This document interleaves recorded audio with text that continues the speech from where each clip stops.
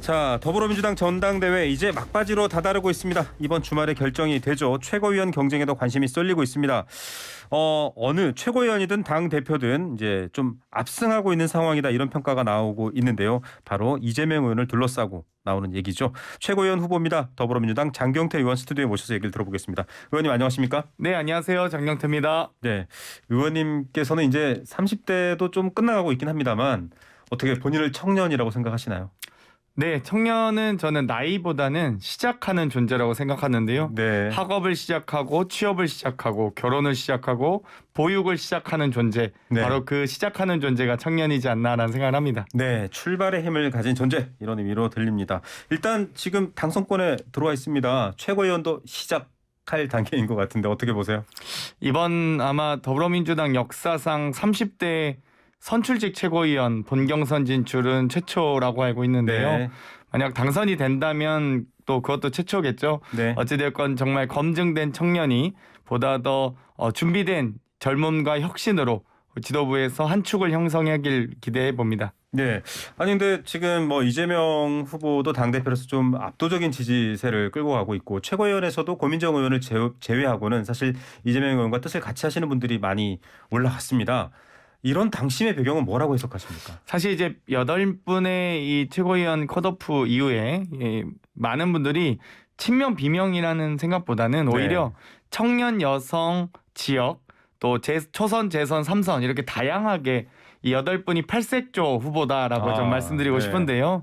어찌되었건 이 선거 과정에서는 또 유력 주자에 대해서 우리가 힘을 모아서 함께 윤석열 정권에 대항하자라는 의미지 뭐 그 특정인을 대상으로 저희가 친분을 가지고 경쟁하는 관계는 아닌 것 같습니다. 예, 자, 이 당심은 골고루 현 정부를 잘 견제할 수 있는 선택이었다라는 해석이지만 고민정 의원을 제외하고는 또 친명계 의원이 다수다라는 이제 언론의 평가들 이제 이런 네이밍을 불편해하실 수도 있겠습니다만 박용진 후보가 지난번 저희 이 프로그램에서 인터뷰를 하면서 이거 개파 정치가 강해지는 거냐, 구 여당의 과거 상황을 보면 이거 굉장히 당의 위험이 된다 이렇게 평가를 했거든요.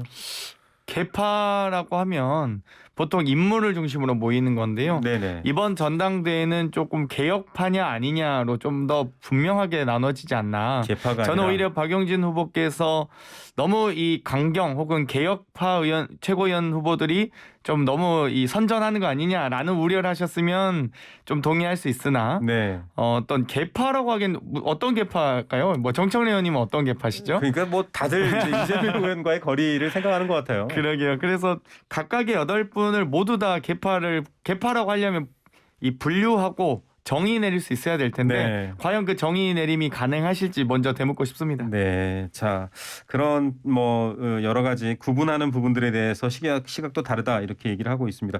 앞서 이제 오프닝 때 저희가 이제 장경태 의원 목소리를 들려드렸는데 아니 뭐 처음에도 강경하다 이렇게 얘기하는 건 아니다. 오로지 개혁하려고 하는 것이다. 아직도 완수 못했다. 즉 뭐 검찰 개혁. 또 언론 개혁 뭐 이런 개혁을 말씀하시는 건가요? 개혁의 구체성이 많이 노출이 안 돼서 잘 모르시는 것 같아요. 일단 저희가 총선 때 약속했던 것들 한번 떠올려 보시면 좋을 텐데요. 총선 때 저희가 정치 개혁하겠다, 검찰 개혁하겠다, 언론 개혁하겠다라는 약속을 드렸습니다. 네. 그럼 그 약속을 지키는 것이 강경파다 이렇게 표현하는 분들도 계세요. 그래서 네. 저는 어찌되었건 철험회는 약속을 지키는 모임이다 좀 말씀드리고 싶고요. 또 한편으로는 철험회가 마치 지방선거 패배의 원인이었다 이렇게 또 주장하신 분들이 있는데 아니 초선 의원 10대 명에서 170석의 더불어민주당을 저희가 운영할 능력이나 권한이 있었으면 그런 책임에 대한 지목을 당하는 것도 가능하겠지만 네. 철험회가 무슨 지도부였습니까? 아니면 차라리 철험회를 모두 지도부로 진출시켜 주십시오. 그러면 네. 저희가 거기에 대한 책임도 받겠습니다. 달게. 그러니까요. 사실은 뭐 이재명 의원을 두고서 이제 팬덤 정치 이런 비판들도 나오는데 이게 사실은 또 대선 국면에는 굉장히 새롭고 신선하게 해석이 되다가 또 당내 여러 경쟁 상황에서는 굉장히 또 비판하시기도 하고 그래요. 이제 물론 적극적 의견을 내는 열성 지지자 혹은 뭐 이제 개딸들 이런 표현도 하잖아요. 이분들에 대한 평가는 어떻게 하고 계십니까? 아마도 많은 분들이 정말 우리 더불어민주당이 더 혁신해야 된다고 생각하고 계신 것 같아요. 그만큼 저희 당이 폐쇄적인 당원과의 소통 구조가 거의 없습니다. 그렇기 네. 때문에 그 답답함을 전달할 수 있는 유일한 창구가 문자밖에 없는 거거든요. 네. 그래서 저는 더 이번에 메타 민주당, OTT 민주당을 만들어서 보다 더 소통을 넓게 가져가야 된다. 네. 이 소통 창구가 워낙 좁다 보니까 결국 이 소수의 의견이 과다대표되는 거 아니야라는 네. 우려가 있는 것 아니겠습니까? 그렇기 때문에 그 창구를 넓게 넓혀버리면 많은 당원들께서 보다 더 편안하게 편리하게 소통할 수 있는 구조를 만들면 그런 우려는 자연스럽게 불식되리라 봅니다. 전체 당원 권리당원 투표도 지금 사실 좀 화제가 되고 있는데 그렇게 확대해야 된다라고 보시는. 그렇죠. 기본적으로 정당의 주인은 당원이고요. 네. 또 당원들이 지금 현재 저희 더불어민주당이 120만 명입니다. 네. 그러면 불과 뭐 1, 20만 명 정도가 혹은 1, 20만 명도 엄청나게 크거든요. 네. 저희가 2016년 촛불 집회 당시에 이 당 대표와 당 지도부 모든 국회의원들이 이 전당원 소집령을 내려서 모일 수 있었던 소위 조직력의 한계는 2만 명에서 3만 명이 답니다. 네. 그 절대 그 집단지성이 10만 명, 20만 명까지 작동하지는 않고요. 그러니까 예. 집단지성은 10만, 20만 명이면 집단지성이라 봐야 되고요. 조직력으로 그렇게 할 수가 없습니다. 예, 뭔가 좀 당의 주인이 당원이다라는 말에 동의하면서도 아까 말씀하신 과당 대표라든지 혹은 좀 왜곡될 우려들이 있는데 그럴 걱정은 없다. 오히려 소통의 창을 확대하면 더 괜찮아진다. 이렇게. 그렇죠. 네, 알겠습니다. 자, 호남 지역 투표가 이제 지난번 결과인데 투표율이 낮았습니다.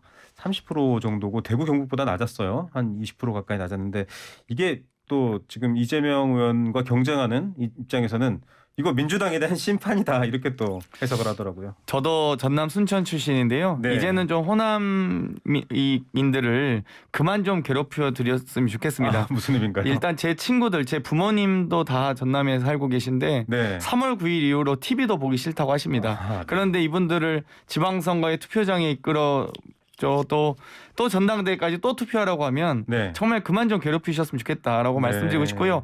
이럴 때일수록 더불어민주당이 보다 더 혁신하는 모습, 또 대한민국의 여러 이 국정 운영이 제대로 되는 모습을 보여드려야 국민들께서도 신뢰나 또 투표할 의사가 생기시고 또 호남에 있는 전남 도민, 전북 도민, 광주 시민들께서도 그런 의사가 생기지 않겠습니까? 예. 지금 더불어민주당이 혁신하고 있지 않은 상황에서 무조건 투표만 해달라고 하는 건 너무 과다한 요구다 보고요. 네. 또 한편으로는 투표율이 그렇게 생각보다 낮은 게 아닙니다.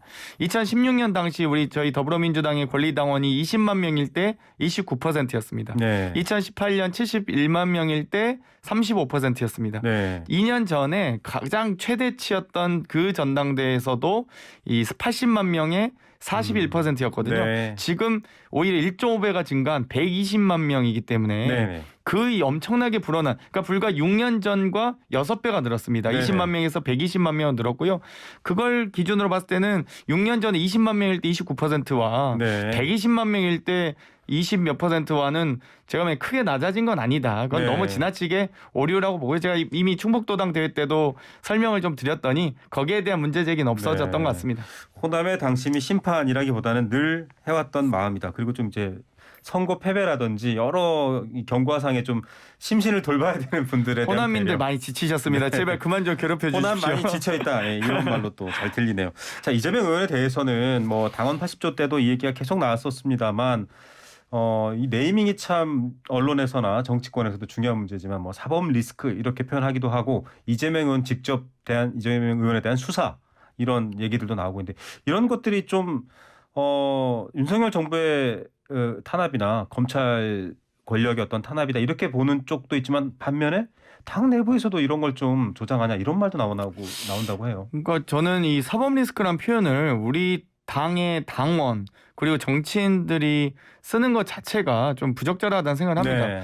저희가 사법 리스크라고 하는 것 표현 자체가 이 국회의원이 수사기관은 아니지 않습니까? 네. 그런데 마치 이거를 본인들이 검사인 것 마냥 이렇게 표현하는 거는 좀 부적절하다 보고요. 네. 오히려 이런 어떤 검찰에 지금 여러 가지 저희가 검찰 개혁 과정에서 갈등 관계에 있는데 지금 뭐 기획수사, 표적수사, 별건수사 등으로 정말 이 반인권적인 문제가 있어 보이는 수사 방식에 대해서 저희가 검찰개혁의 의제로 선정해서 여러 가지 갈등 관계 있습니다. 검찰과. 네. 그렇다고 하면 검찰에서 당연히 더불어민주당에 대한 이 곱지 않은 시선은 모든 국민들이 다 알고 있는 것 아니겠습니까? 네. 그런 상황에서 저희가 당원에 검찰의 기소만으로 당무를 정지시키는 조항을 그대로 남겨둔다. 이것 자체가 저희가 스스로 옥세를 쥐고 있는 거고요. 예. 그럴 필요는 없다고 보기 때문에 2015년 이 당시에 정말 이 정치윤리가 낮은 상태에서 이 제정되었던 이 당원이고 일종의 혁신안으로서 제정된 그렇습니다. 거죠. 그 당시에는 김영란법도 없었고 네. 또 작년에 제정된 이 이해충돌 방지법도 없었고 이미 문재인 정부 5년을 거치면서 공직자 이 윤리 기준이 7대 기준이 매우 강화된 상태입니다. 그렇기 때문에 여러 가지 네. 정치 윤리가 강화되었기 때문에 굳이 우리가 당원에 그것도 검찰에게 이 정말 이 기준을 주면서까지 이 그러니까 사문화된 이 조항을 살려둘 이유는 없다라고 봅니다.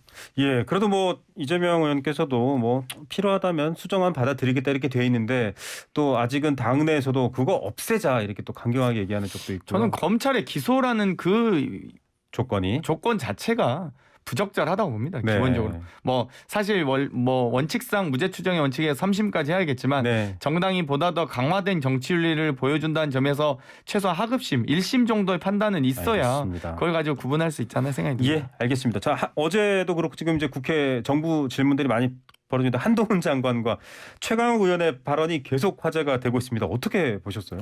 한동훈 장관님이 참 영리하신 것 같아요. 본인의 어떤 이 딸 입시 비리 의혹에 대한 또 미국 출장에 대한 의혹들로 네네. 뒤덮일 수 있었던 기사를 이렇게 최강욱 의원과의 설전을 통해서 다른 곳으로 관심을 유도할 수 있구나라는 네. 생각이 들고요.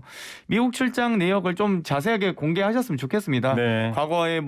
과거 출장보다 인원도 적었다고 하는데 아니 인원이 적었다고 저희가 지적하는 게 아니거든요. 네. 인원 많이 데려가시고 제대로 된 법무 행정을 하시는 건 좋습니다만 왜 제대로 업무 파악도 되지 않은 상태에서 굳이 급하게 미국 출장을 서두르셨는지 네. 그리고 거기 가서 어떤 일정을 공식 일정을 하셨는지 또 혹은 비공식 일정도 좋습니다만 이런 부분에 대해서 소상하게 알려야 할 법사위가 네. 이렇게 최강욱 의원과 쓸데없는 이 검찰에 본인이 기소한 걸 지금 자랑하듯이 네. 이야기하는 것 자체가 좀 소모전이 아니었나 이런 생각이 듭니다. 미국 출장에 대한 의혹을 오히려 최강욱 의원과의 설전으로 덮었다 이렇게 얘기를 해주셨는데 또 뭐 많은 분들이 이런 얘기를 합니다. 민주당 의원들이 그렇게 숫자가 많은데 한동훈 장관 한 명을 상대 못한다. 심지어는 이 보수 유튜버 출신이죠 변희재 씨를 칭찬하는 상황까지도 벌어지고 있습니다. 어떻게 보세요?